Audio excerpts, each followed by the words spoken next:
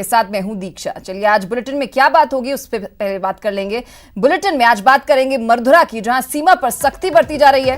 वहीं बात होगी बाड़ेबंदी की, जिसकी रणनीति रिजॉर्ट में बनाई जा रही है। साथ ही बताएंगे आपको कैसे 4 दिन में 14 आतंकियों को ढेर कर दिया गया। इन सब खबरों पर बात करेंगे, लेकिन उससे पहले प्राइम 25। असम के तिनसुकिया के तेल कुएं में लगी आग को बुझाने में जिन 2 फायर फाइटर्स की मौत हुई थी, उनके शव बरामद हो गए हैं। मंगलवार को तेल के कुएं में जब आग लगने की खबर आई थी, उस वक्त आग पर काबू पाने के लिए दमकल की टीम को लगाया गया था।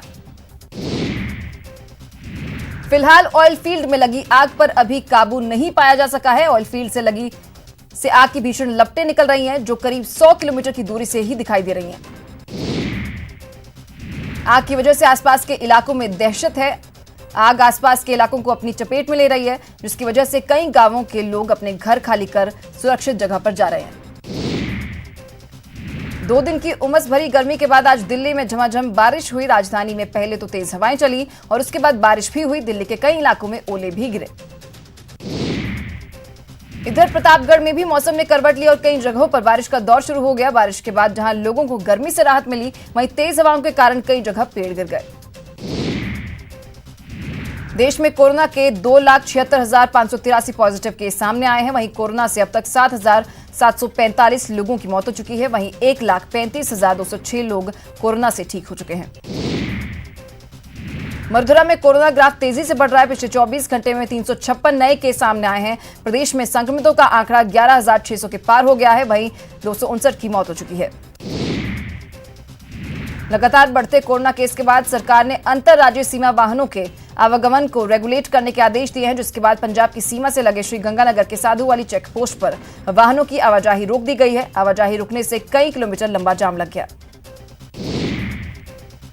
प्रदेश सरकार के बॉर्डर पर आवाजाही को नियंत्रित करने के नए आदेश के बाद गुटखा तंबाकू पर भी बैन की अफवाह उठ गई, जिसके बाद दौसा में गुटखा तंबाकू की दुकानों पर लोगों का हुजूम उमड़ पड़ा। लोग एक दूसरे पर चढ़ते नजर आए। कई दुकानदारों को तो अपनी दुकान तक बंद करनी पड़ी।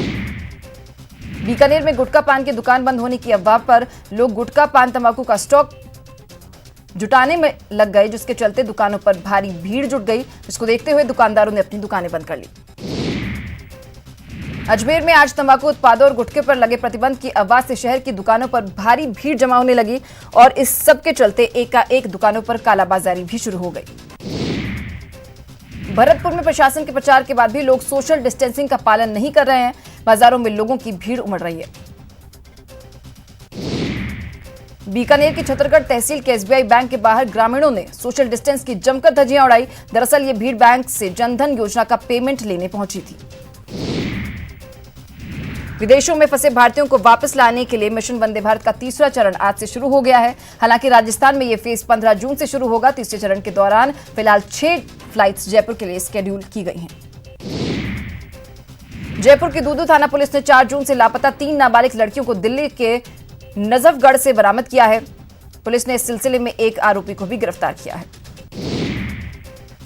अजमेर में 2 गुटों के बीच जमकर मारपीट हुई। रात को 2 पक्षों के बीच पहले विवाद हुआ, जो जल्द ही बवाल में तब्दील हो गया और फिर दोनों तरफ से डंडे चले, एक दूसरे पर पत्थर फेंके गए। इस घटना में दोनों तरफ से करीब दर्जन भर से ज्यादा लोग घायल हुए हैं।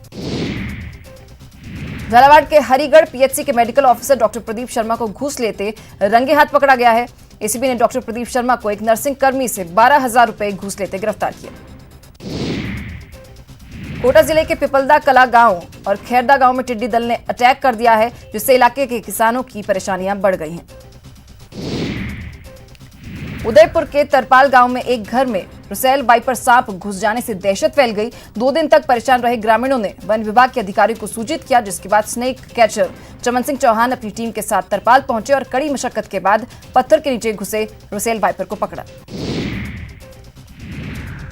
सवाईमाधोपुर जिले के चौथ का बरवाड़ा अस्पताल में आज उस वक्त हंगामा हो गया जब 5 दिन के नवजात को चिकित्सा कर्मी कैनुला नहीं लगा पाए। उसके बाद बच्चे के परिजन भड़क गए और चिकित्सा कर्मियों से गाली गलौज करते हुए मारपीट पर उतारू हो गए। अस्पताल में काफी देर तक ये ड्रामा चलता रहा। सवाईमाधोपुर के गंगापुर सिटी कस्बे में कई इलाकों में पेयजल का संकट छाया हुआ है, तो कई इलाकों में दूषित जल की सप्लाई हो रही है, जिसको लेकर आज कस्बे के लोगों ने जलदाय विभाग के खिलाफ प्रदर्शन किया। स्वास्थ्य मंत्री डॉक्टर रघु शर्मा ने स्वास्थ्य भवन से 4 mobile food safety lab van को हरी झंडी दिखाकर रवाना किया। ये वैन जोधपुर, भरतपुर, बीकानेर और उदयपुर संभाग में भेजी गई हैं। प्रतियोगी परीक्षाओं की तैयारी के लिए जयपुर में रह रहे 1.5 लाख से ज्यादा छात्रों ने किराया माफ करने के लिए अनोखी मुहिम शुरू की है। छात्र मकान मालिकों को गुलाब का फूल और मास्क देकर किराया माफ करने की अपील कर रहे हैं। पहले ही दिन कई बेरोजगार अभ्यर्थियों को राहत मिली और मकान मालिकों ने हजारों रुपए का किराया माफ कर दिया। अलवर में महिलाओं ने शराब के ठेके के खिलाफ मोर्चा खोल दिया है। यहां जिला महिला कांग्रेस के जिलाध्यक्ष कमलेश सैनी के नेतृत्व में महिलाओं ने हाथों में डंडे लेकर चौराहों पर जाम लगाकर विरोध किया। महिलाओं ने आबकारी अधिकारी का पुतला भी दहन किया। गुजरात में बुलडोजर से करोड़ों की शराब नष्ट की गई। गुजरात के अरवल्ली में पुलिस ने करीब 8.5 करोड़ की शराब नष्ट की है। ये शराब पिछले कई महीनों से शराब तस्करों और माफियाओं से पकड़ी गई थी।